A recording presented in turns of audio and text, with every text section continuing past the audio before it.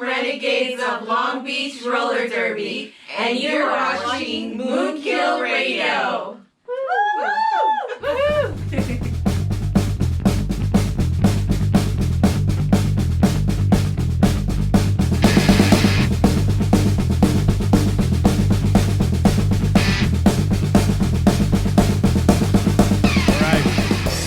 To what's on the slab. This is MoonKILL Radio.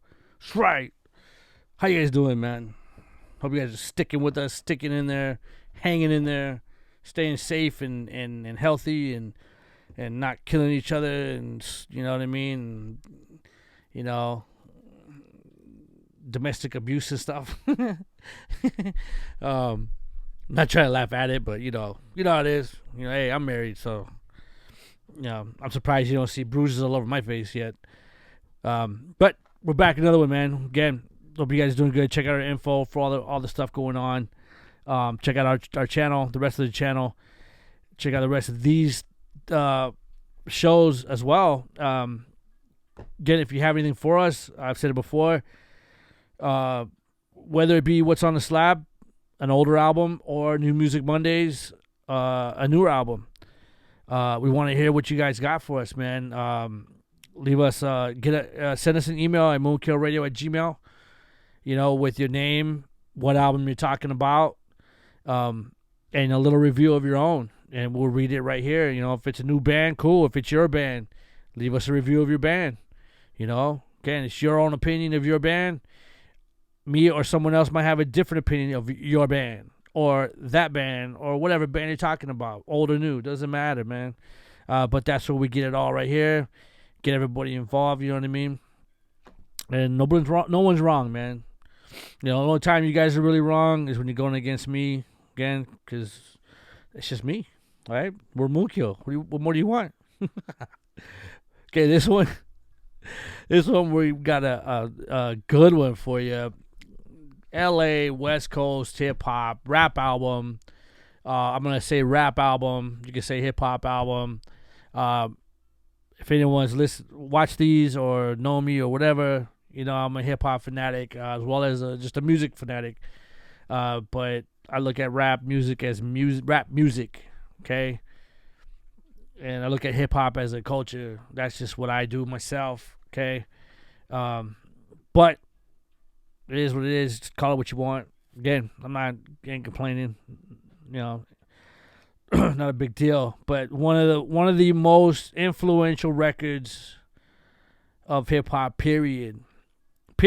I'm gonna say period. And one of the best. Is this one right here? Is our pick for this show, and that is Ice Cube's first solo. America's Most Wanted. Okay? America with a triple K. Holy shit.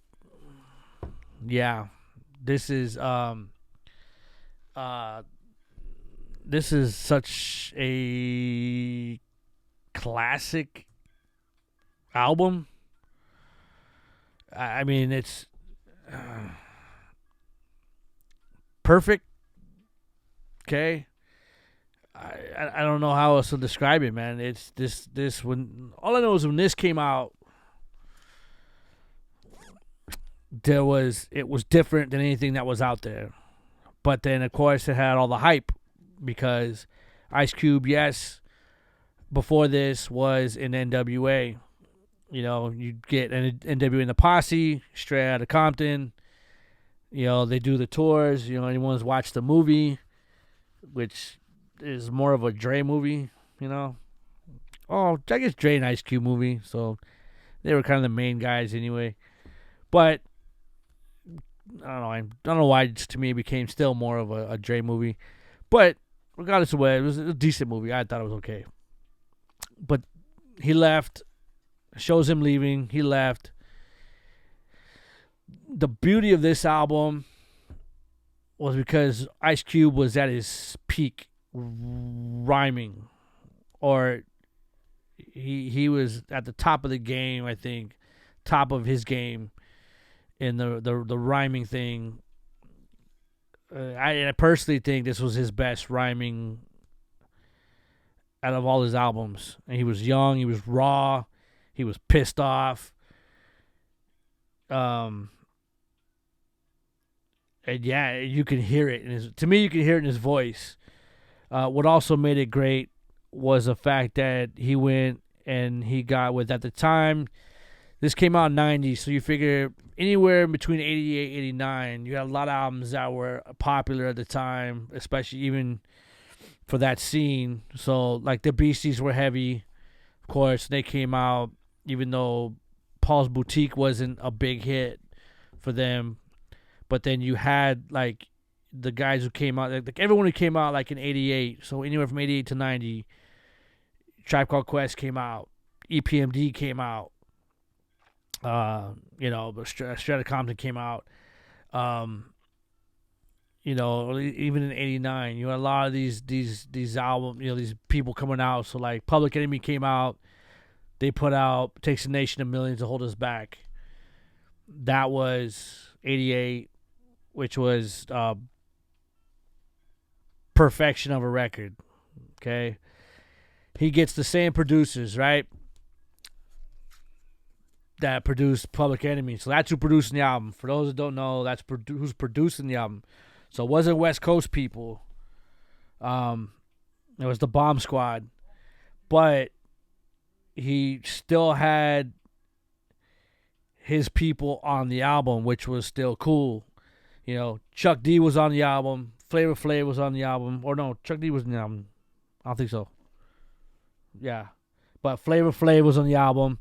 But then you had guest appearances by what he put together was a lynch mob. So the Bomb Squad, basically Hank and Keith Shockley, Chuck D, and Eric Vietnam Sadler. That's the Bomb Squad. So for anyone knows who put together the Public Enemy albums, the Bomb Squad. So that's who did this record. And I think what they did great for Ice Cube, because he was on the West Coast, because it was a different sound over here. They toned down what they were doing and what became like Fear of a Black Planet. They toned that down a little bit, put a few more funkier things into this album for him. That's the way I see it, the way I hear it, and which gave it that structure that he needed as a West Coast artist. Because there was a different sound out here. There was different things going on. Yes, L.A., very funky, very funk heavy, always been. And if you listen to this and Fear of a Black Planet, which came out right after this or around the same time, I think about the same time, that was so much more way out there. To me, sample-wise, like, it was, like, ridiculous.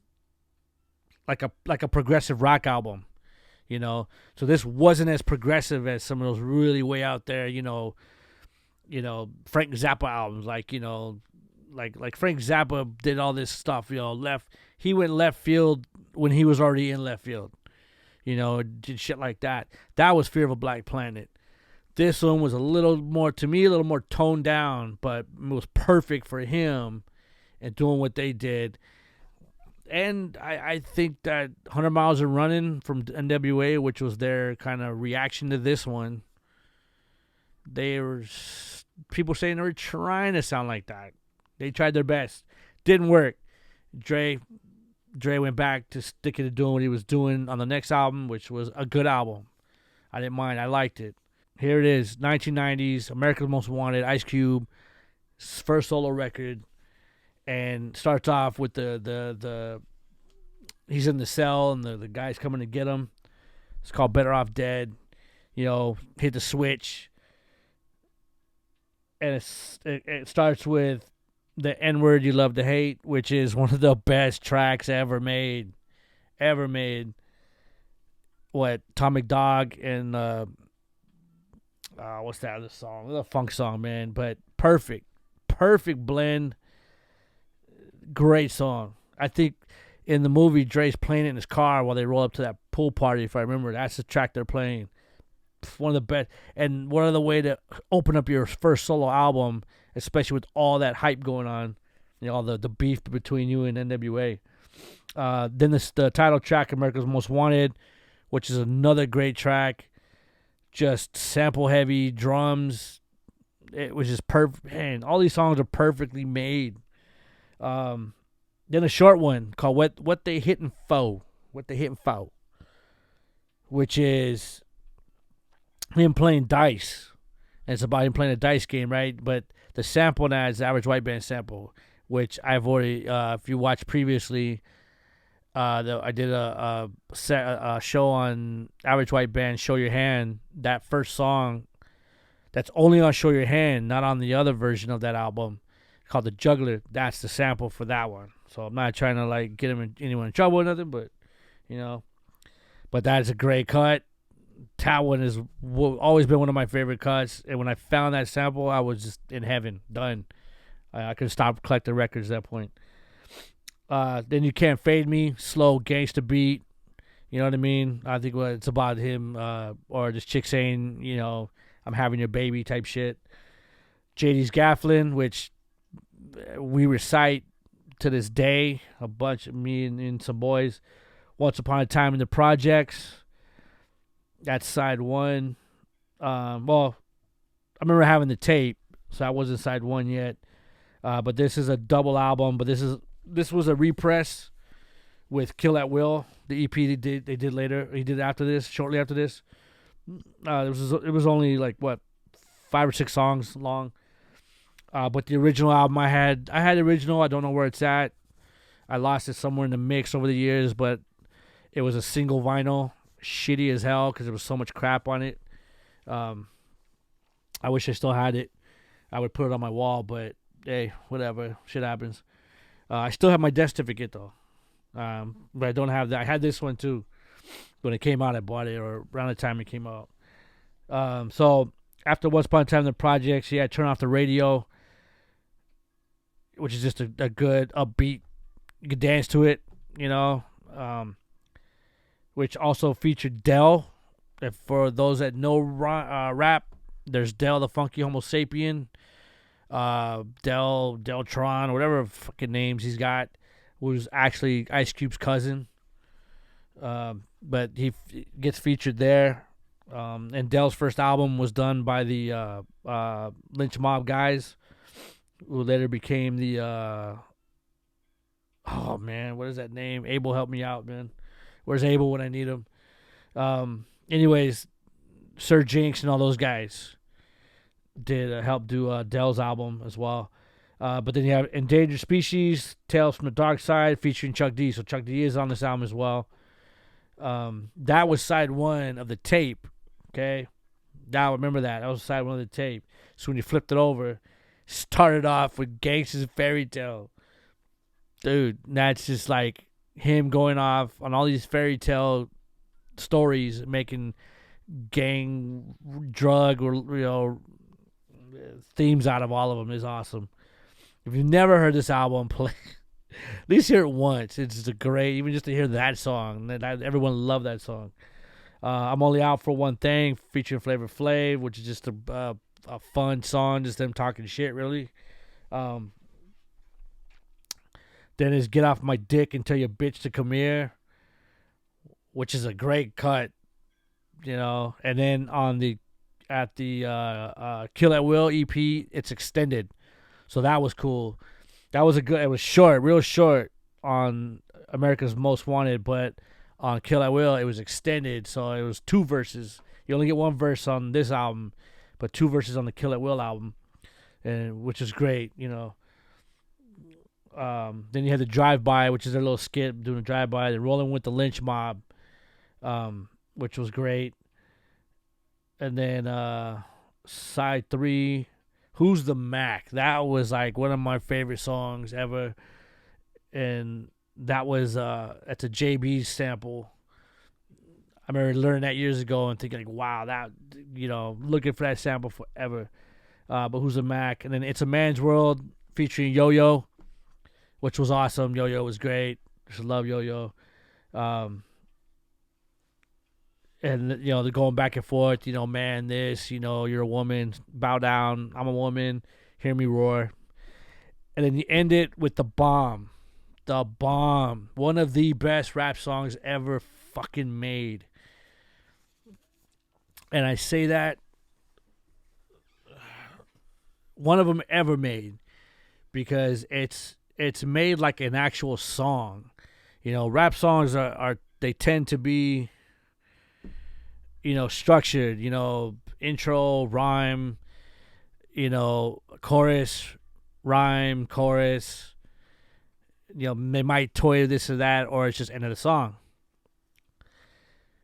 The way he rhymes on this is one of his best raps he ever made. For two, the beat was made like structured as a song, and I will say where like song remains the same. The song remains the same by Zeppelin, where they go into that not really a bridge, but just that extra part. You know, that's how this is structured. So you hear the people, blah, blah, the beat comes in, boom, boom, boom, you know, the bomb. He starts rhyming. Rhyme, chorus, rhyme. And then it breaks. You hear the glass break. And then you hear that gangster stroll. They flip the beat. And it flips the mood. But the way he rhymes, to me, musically, he's rhyming over that beat, but to that mood of that beat. So it's still driving. It's still great to hear. And it's just the way it's structured. Then he does that for just this little part. And then they go back, you know, they transfer back to what originally was done. And then, you know, it's like another chorus, like a side chorus.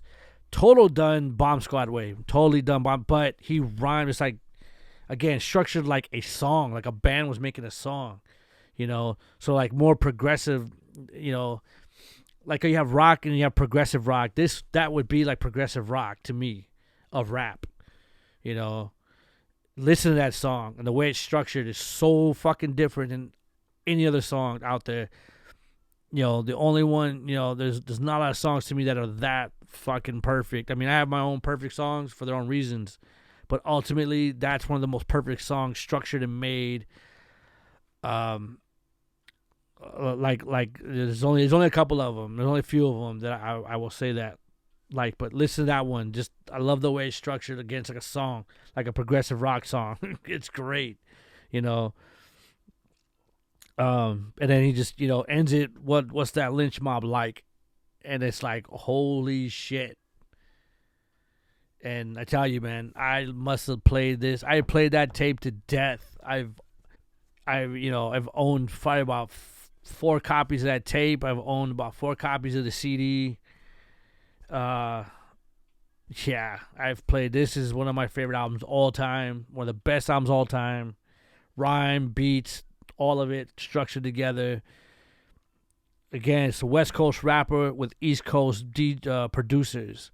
So if you like Public Enemy, especially the Fear of a Black Planet era, you know, Fight the Power, or even like the It Takes a Nation of Millions, you put a young, raw, pissed off Ice Cube on top of that with lyrical skill like no other at the time. I'm not talking about now. I'm not talking about in the last 15 years. This is what? 30 years old now. Jesus, 30. What the fuck? Yeah, you're old, man. Yeah, 30 years old now. But back then, pissed off, Ice Cube, young, raw. Give me the mic. I'm going to fucking tear it up. That's what you get right here. This whole album, start to finish. Period, man. With the Bomb Squad at their best, especially when they cut it, they toned down a little bit for him on the West Coast tip. Fucking perfection of album. Not a bad track on here. There's some funny ones you could throw away, whatever. But it's great stuff. Listen to it. Give it a chance. Yeah, 1990s, America's Most Wanted, Triple K. That's my pick for today. Leave your comments, suggestions, everything. If you have your own suggestion on this album or anything else, man, let me know. Again, yeah, just let us know. Sorry I went a little too long on this one, but it's what else can you say, man? So for MoonKILL Radio. Check out our info. Check out anything we got going on. Again, check out our bands, our guests, everything. Get involved. Check out our info for all the stuff we're doing. And, yeah, get involved yourself, man. We'd like to hear from you, all right? Till then, take care. What's on the slab? We're out.